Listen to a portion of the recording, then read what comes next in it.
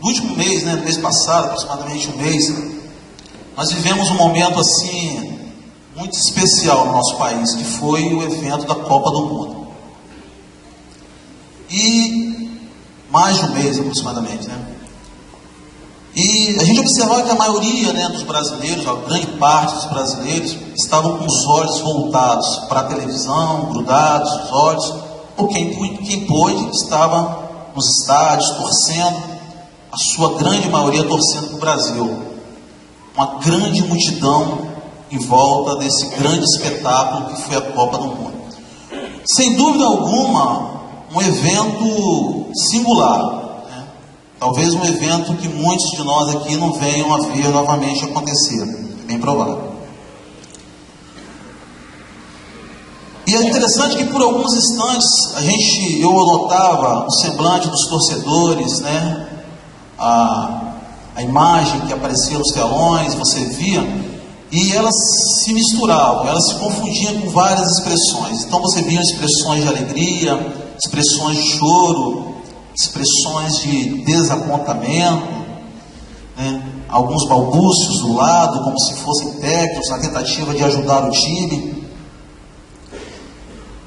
Em especial o Brasil, quando cantava-se o hino, né, nacional, a capela, era quase de arrepiar. A gente ficava assim comovido, como se aquilo ali fosse de fato influenciar, né? E eu acredito que de uma forma influenciava alguns jogadores, e eles eram levados naquela empolgação a tentar fazer o melhor, eu acredito. E eu tentei extrair assim algumas ingredientes daquele momento que pudessem identificar de alguma forma como que essa multidão ela via aquele espetáculo e que importância aquele espetáculo tinha na vida deles. E algumas coisas eu extraí. Uma delas é que havia naquela multidão um motivador. O ingrediente motivador. O ingrediente motivador era que, de forma geral, todos queriam que o Brasil fosse hexacampeão. Esse era o motivador, né? Havia um ingrediente apelativo. Havia uma apelação. Havia aquele sentimento de que o Brasil tem que ser campeão porque a Copa é no Brasil. Então isso era um ingrediente apelativo. Então passava-se para a gente essa mensagem de que nós deveríamos, que o Brasil tinha que ser campeão porque o evento acontecia no país sede, no Brasil. E havia uma questão, um outro ingrediente, que era o ingrediente pessoal. Muitos nunca haviam visto o Brasil ser campeão. Então passava-se essa ideia, olha, né, as propagandas, olha, as criancinhas, né, normalmente, olha, Brasil, ganhe a Copa porque eu nunca vi o Brasil ser campeão. Bem provável que muitos aqui, alguns aqui não tenham visto, né? 2012, quer dizer, 2002, 14 anos, quem tem 14, 15 anos talvez nem se lembre. Eu mesmo quase não lembro.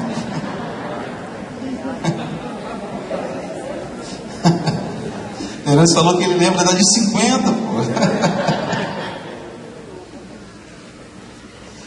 Muito bem. Então, eu falei desses três ingredientes: o motivacional, a apelação e a questão pessoal.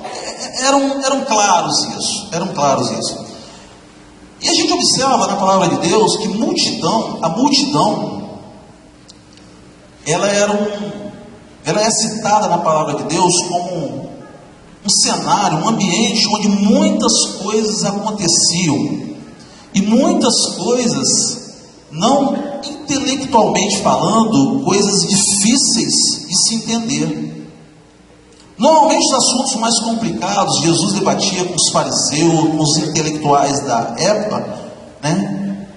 Em lugares um pouco mais restritos, eram assuntos um pouco mais elaborados. eram questionamentos acerca, por exemplo, do sábado, acerca, né, de se podia comer ou não comer. No meio da multidão, não. No meio da multidão, as necessidades eram necessidades básicas. As pessoas que estavam ali envolvidas eram pessoas normalmente muito simples. Eram pessoas que colocavam as emoções a toda prova. No caso específico da seleção, ou desse evento que eu citei anteriormente, observava-se que as pessoas elas se transformavam, né? Você olhava os semblantes assim, as pessoas vestiam tinham uma imagem diferente, talvez, das que elas eram naturalmente. Os sentimentos eles se confundiam, né? Ora você detestava aquele jogo, aquele jogador, ora ele fazia uma jogada e você achava espetacular. E também no meio dessa multidão, o objetivo que era pessoal, né? Ele muitas vezes se tornava coletivo. Nós vamos agora fazer citação, eu quero fazer citação para vocês de alguns exemplos onde, no meio da multidão, casos pitorescos apareciam a Jesus de uma forma tal que eu me arrisco a dizer que aqueles que o seguiam, seus discípulos, e em alguns casos a gente vê mesmo pela reação deles, de impaciência, eram casos assim de extrema, como eu diria, extrema certeza de que realmente valia a pena. Em Mateus, quando eu procurei entender um pouco desses casos, a manifestação do poder de Deus no meio da multidão, ela acontecia não porque Jesus ele se colocava como: eu estou aqui para curar, eu estou aqui para abençoar, mas porque as necessidades elas começaram a surgir. Vamos ver aqui um caso. Mateus 9:20. Certa mulher que havia 12 anos padecia de um fluxo de sangue, chegou por detrás dele e tocou-lhe a orla do seu manto. Ela dizia consigo: se eu somente tocar o seu manto, ficarei sã. Jesus, voltando-se e vendo-a, disse: tem bom ânimo, filha, a tua fé te salvou. E desde aquele momento a mulher ficou sã. Esse acontecimento se deu no meio da multidão.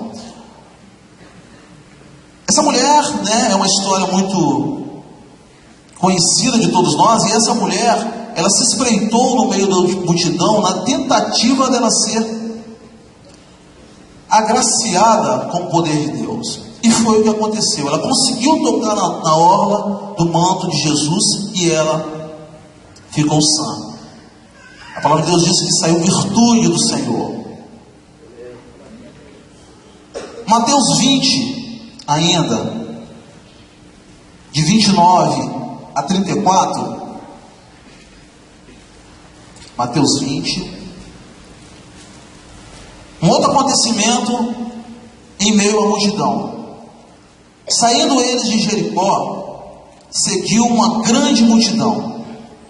2 cegos estavam assentados à beira do caminho, e quando ouviram que Jesus passava, clamaram: Senhor, filho de Davi, tem misericórdia de nós. A multidão os repreendia para que se calassem, mas eles clamavam cada vez mais alto: Senhor, filho de Davi, tem misericórdia de nós. Jesus parou, chamou-os e lhes perguntou: que quereis que vos faça? Responderam-lhe: Senhor, que os nossos olhos se abram. Movido de compaixão, Jesus tocou-lhe os olhos. Imediatamente recuperaram a vista e o seguiram no meio da multidão. Esse caso específico, note uma peculiaridade. Esses homens eram cegos e eles ouviram que Jesus estava passando. E numa atitude de fé, numa atitude de coragem, eles começaram a gritar em meio à multidão: Jesus, filho de Davi, tem misericórdia de nós. Era um clamor no meio da multidão por uma necessidade que eles tinham naquele momento. Marcos 2. Esse texto também ele é conhecido, paralítico de Cafarnaum, muito conhecido, a gente já leu várias vezes, já estudou em alguns momentos. E esse é muito mais interessante ainda, o acontecimento. Olha só o que diz, vamos ler. Alguns dias depois, entrou outra vez em Cafarnaum e soube-se que estava em casa. Então o povo soube que Jesus estava em casa. Então, como sabem que Jesus está em casa, a turma corre para ver Jesus. Logo se juntaram tantos que nem ainda nos lugares junto à porta cabiam e anunciava-lhes a palavra. Havia muita gente. Vieram ter com ele conduzindo um paralítico trazido por 4 homens. Vou repetir. Vieram ter com ele conduzindo um paralítico trazido por 4 homens. É muito interessante, né? Seriam 4 amigos, 4 serviçais. Não podendo aproximar-se dele por causa da multidão, descobriram o telhado onde estava e fazendo um buraco, baixaram o leito em que jazia o doente. Jesus, vendo a fé deles, disse ao paralítico: Filho, perdoados estão os teus pecados.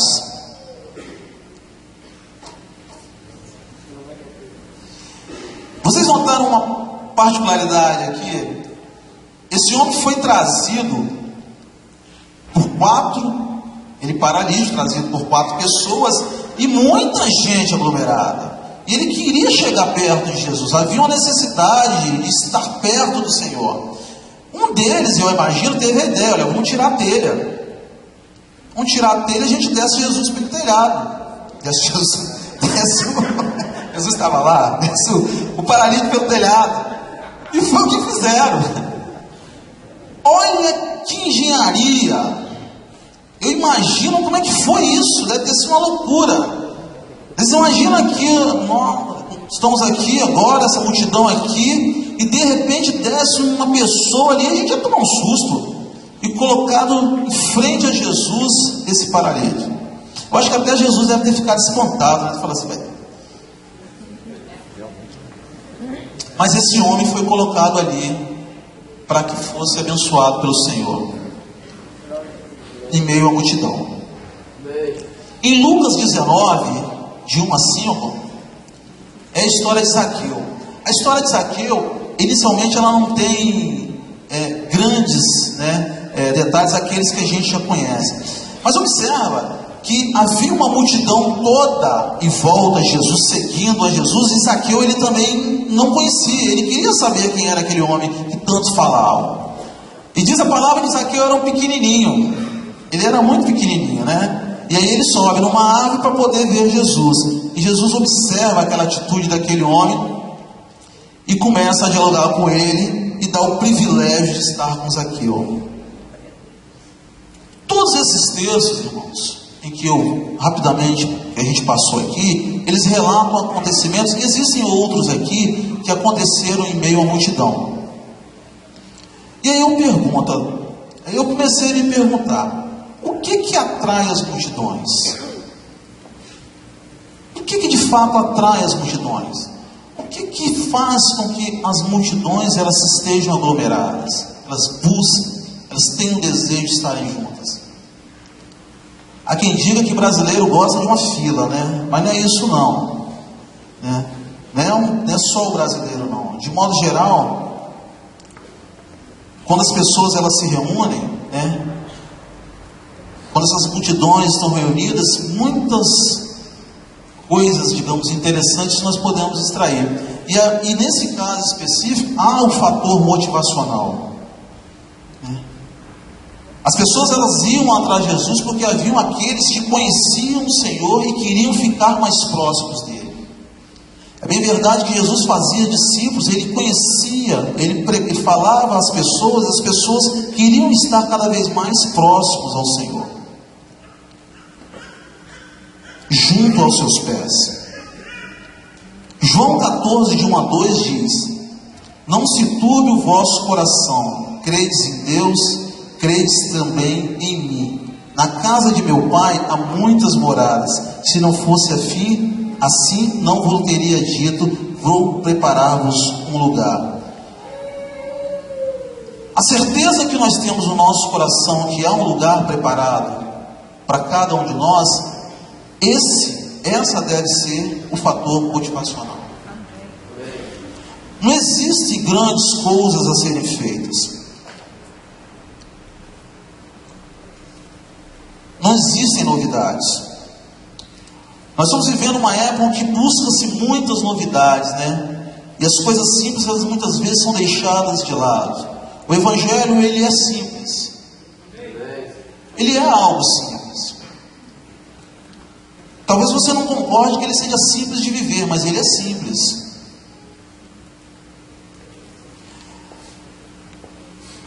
Recentemente nós estávamos discutindo acerca de um assunto, né? E algo que a gente iria fazer para um grupo de pessoas. E aí alguém falou assim: mas Vitor, eles parecem que toda hora querem uma novidade. Parece que toda hora eles querem algo diferente. Parece que não é suficiente aquilo que a Bíblia ensina. Parece que nós temos que reinventar a roda toda hora. E isso cansa. E eu concordo com eles.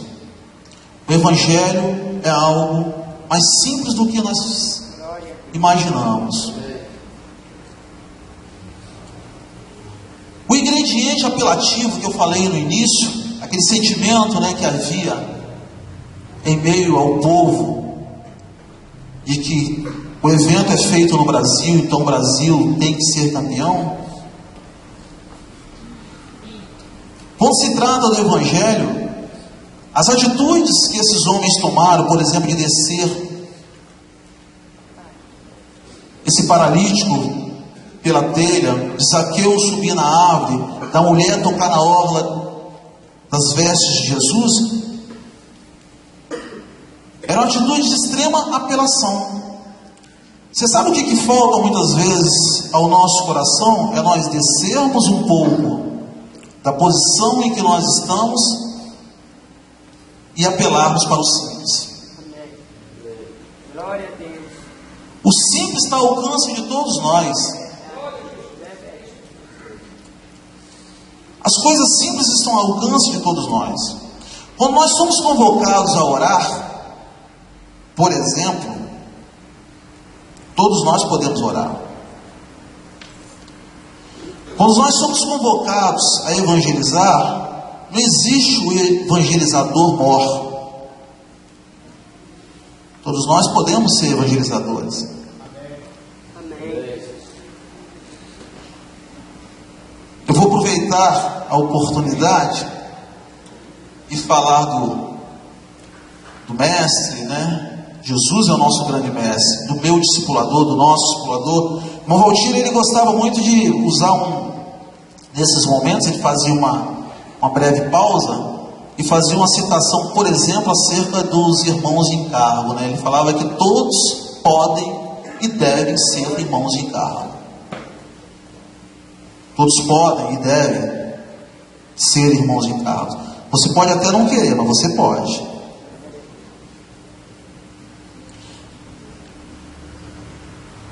Então, quando nós falamos de apelação, esse ingrediente apelativo, né, era o que levava essas pessoas a fazerem diante do Senhor, porque eles viam que aquilo era necessário, aquilo se fazia necessário, e não havia vergonha nisso. Não havia vergonha porque eles sentiam na pele, eles sabiam da necessidade que eles tinham. Eu me lembrei agora, eu estou vendo aqui o Célio. Eu lembro que no início da minha conversão, eu vou falar igual o irmão Valtir agora aqui também, né? O irmão Valtir, ele, se eu estiver repetindo, alguém ainda talvez não tenha ouvido. Então, vou usar esse. E eu lembro que quando eu me converti, o Célio talvez não vai lembrar disso, mas eu me lembro, Célio. E nós estávamos novo convertido e nós estávamos andávamos muito, né? Menos de carro, e então o perfil era até outro. a gente andava mais a pé, aquela coisa toda. E eu lembro que um dia nós estivemos numa casa, estávamos em casa, na casa dele, e em Valparaíso, nós estávamos sentados, conversando alguma coisa, que eu não lembro o que. Eu lembro que chegou um rapaz muito desesperado na casa, porque a mãe dele estava muito doente. E o rapaz morava em José de Anchieta, um bairro próximo. E esse rapaz queria que nós fôssemos orar. Naquele momento, eu me senti totalmente incapaz de orar. Eu falei assim, por onde eu corro? Eu pensei assim comigo, né? E o Célio, com a extrema sabedoria, aquele jeitinho de pegar no braço que ele tem, que vocês sabem, ele segurou no meu braço. Como é que você sai do braço do Célio, né? Vocês sabem como é que é. Ele me segurou e falou assim, não, nós vamos lá. E eu naquela hora eu estremeci, porque eu não me sentia capaz. E ele apelou, né, comigo. Você vai, sim. Eu estava de calção e eu falei assim, não, eu estou sem bicicleta. Não, eu arranjo uma bicicleta, a bicicleta do gordo está aqui, você vai com a bicicleta do gordo. Eu falei, pô, agora não tem jeito. E nós fomos lá, e nós oramos, e graças a Deus, e tudo deu certo, a mulher depois ficou boa, né, Célia? E foi uma bênção. Muitas vezes nós colocamos algumas dificuldades para poder fazer coisas como essas, que são muito simples, irmãos. Mas nós somos chamados a fazer essas coisas simples. Tá? Então pense nisso. Você é chamado a fazer coisas simples e possíveis. Não são impossíveis. Muito bem. Dentro da multidão, haviam pessoas que seguiam a Jesus por questões pessoais. Lembra que eu falei da questão pessoal, em se tratando do evento Copa do Mundo?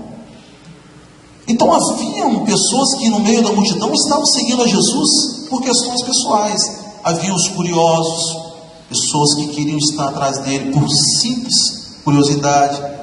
Haviam aqueles que haviam se convertido também, eu acredito, mas estavam desanimados. Pessoas que estavam ali no meio da multidão tentando entender por que eles tinham tomado aquela decisão. Talvez você esteja assim nessa hora. Em meio a essa multidão, essa confusão toda, você esteja sem entender essa decisão que você tomou.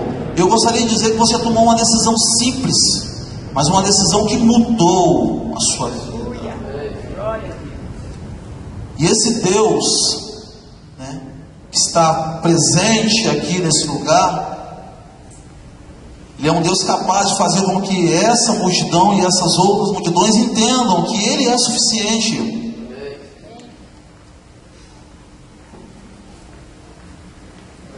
Havia no meio dessa multidão muitos que não experimentaram o poder transformador do Senhor, ou que deixam que os problemas pessoais o afastem mais da presença do Mestre.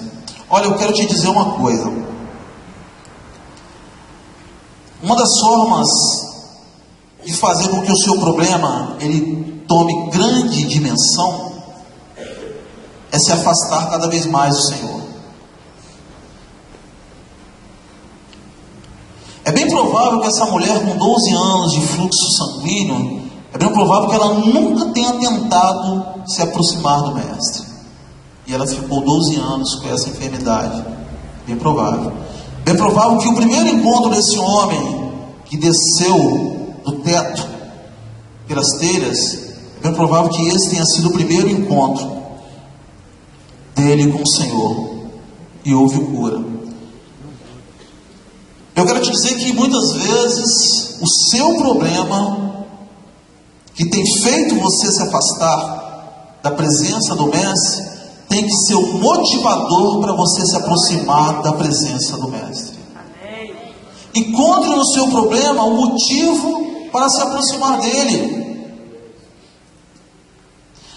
As pessoas que foram citadas aqui, esses casos, como outros que a palavra de Deus nos cita, eram pessoas que viram nos seus problemas, nas suas enfermidades, motivo para ir até o Mestre.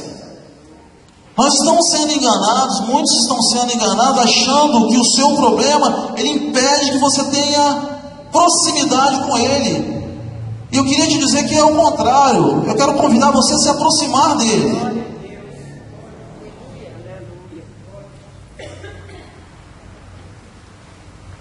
Aproxime-se dele.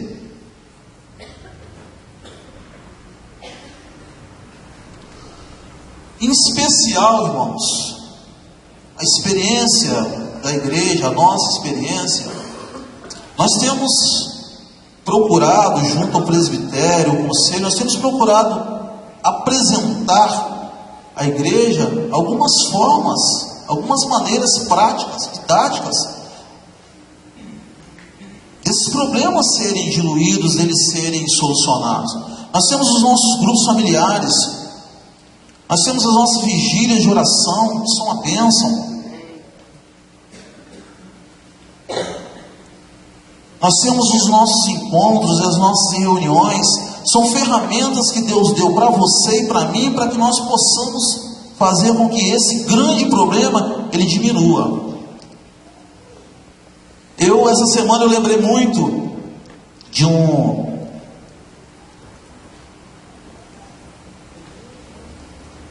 do irmão, não sei se Marcelo está aí. Marcelo está aí? Não, né? Bom, eu lembrei de Marcelo, que a gente conversa muito e tal, e Marcelo, a gente fala de tecnologia, e eu sou meio jurássico, assim, eu não entendo, eu entendo e não entendo de tecnologia, né? E aí, eu acho interessante esse programinha. Acho que não tem problema fazer propaganda dele aqui, não. Mas esse tal do WhatsApp, né? É assim que pronuncia, né? WhatsApp, né? Isso? Pois bem, eu achei interessante que eu até fui adicionado nos grupos aí, que eu estou tentando entender até por que eu fui, eu não sei porquê, mas legal, eu recebo coisa muito bacana, quase que o dia todo. Né? Eu ainda não aprendi como que eu desligo aquele negocinho, eu boto silencioso, eu vou aprender. Mas o dia todo ele fica ali, tudo bem. Mas essa semana eu vi assim que a comunicação tem uns grupos muito bacanas, e eu vi como os irmãos estão se comunicando, e eu fico lendo, eu posso até não falar nada, mas eu leio tudo. E eu vi muita coisa legal, muita gente dividindo as suas preocupações, né, em pedidos, em forma de pedidos de oração, e os irmãos se comunicando, se falando que tinham sido respondidos, amém, e glória a Deus, estou orando, e é isso mesmo, e eu achei muito bacana, achei muito bom mesmo, achei muito bom, e eu queria até convidar esses irmãos para eles virem aqui à vigília, para eles contarem, não virtualmente, mas eles contarem aqui pessoalmente tudo isso que está acontecendo. Vai ser muito bom, vai ser para edificação do corpo. Isso é muito importante, né? E eu particularmente fui muito abençoado. Eu até coloquei um pedido de oração pelo meu filho essa semana, que tivemos alguns problemas, e os irmãos se envolveram, também oraram, e foi muito bom. Questão pessoal, essa era uma necessidade, essa era uma necessidade minha, e foi uma necessidade colocada. Qual é a sua necessidade? Divida a sua necessidade com a gente. Vamos orar, vamos caminhar juntos. O que não pode é você fazer desse seu problema um motivo para se afastar do mestre. Aproxime-se, a multidão está aqui. Bom, quero concluir a minha palavra lendo com vocês, e agora eu não errei, Hebreus 10, 35 a 39. Vamos lá? Deixa que eu leio, né? Eu vou ler.